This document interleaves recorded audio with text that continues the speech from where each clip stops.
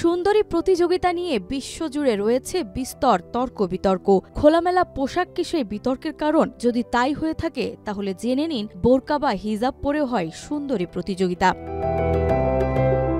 36-24-36 ইঞ্চি ফিগারকে অনেকেই আদর্শ সৌন্দর্যের মানদণ্ড মনে করলেও সৌন্দর্যের কোনো নির্দিষ্ট সংজ্ঞা নেই। ব্যক্তিত্ব, বুদ্ধিমত্তা, মনন, আচরণ সবকিছু মিলিয়েই সৌন্দর্য পূর্ণতা পায়। তার সত্ত্বেও যুগে যুগে নানা দেশে বিভিন্ন ধরনের সুন্দরী প্রতিযোগিতা জনপ্রিয়তা পেয়েছে।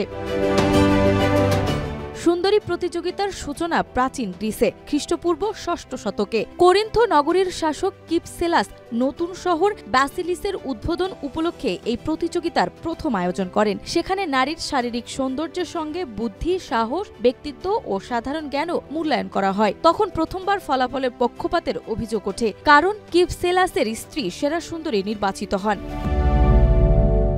পরবর্তীতে আধুনিক সুন্দরী প্রতিযোগিতার বিকাশ ঘটে যুক্তরাষ্ট্রে। 1854 সালে আয়োজন হলেও রক্ষণশীলতার কারণে তা স্থায়ী হয়নি। ধীরে ধীরে ফটো প্রতিযোগিতা, ছোট ছোট উৎসবের মাধ্যমে এর জনপ্রিয়তা বাড়তে থাকে। 1952 সালে জন্ম নেয় আজকের বিখ্যাত মিস ইউনিভার্স। প্রথমবার শিরোপা জেতেন ফিনল্যান্ডের আর্সি কুলিন্সলা। টেলিভিশনে সম্প্রচার শুরু হওয়ার পর এটি আন্তর্জাতিক জনপ্রিয়তা অর্জন করে।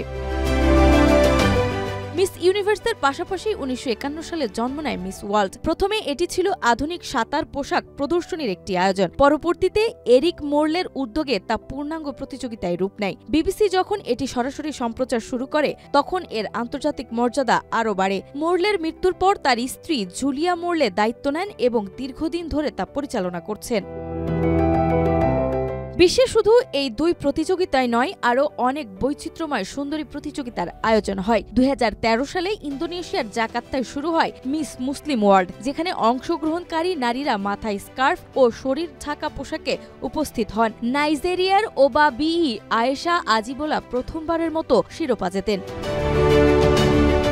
আরব বিশ্বে স্থূলকায় নারীদের জন্য মিস বিগ আরাবিয়ান বিউটি বেশ জনপ্রিয়। এখানে পোশাক, সাঁতারের পোশাক এবং সান্ধ্য পোশাক এই 3 বিভাগে প্রতিযোগিতা হয়। বিচারক ও দর্শক মিলিয়ে চূড়ান্ত সেরা বাছাই করা হয়। কলম্বিয়ার এল বুয়েন প্যাস্টোর উইমেন্স প্রিজন বন্দীদের পুনর্বাসনের অংশ হিসেবেও আয়োজন করে কারাবন্দীদের সুন্দরী প্রতিযোগিতা। অপরাধী হলেও এমন নারীরা সৌন্দর্য প্রতিযোগিতায় অংশ নিয়ে আত্মবিশ্বাস ফিরে পান। এই উদ্দেশ্যেই আয়োজনটি করা হয়।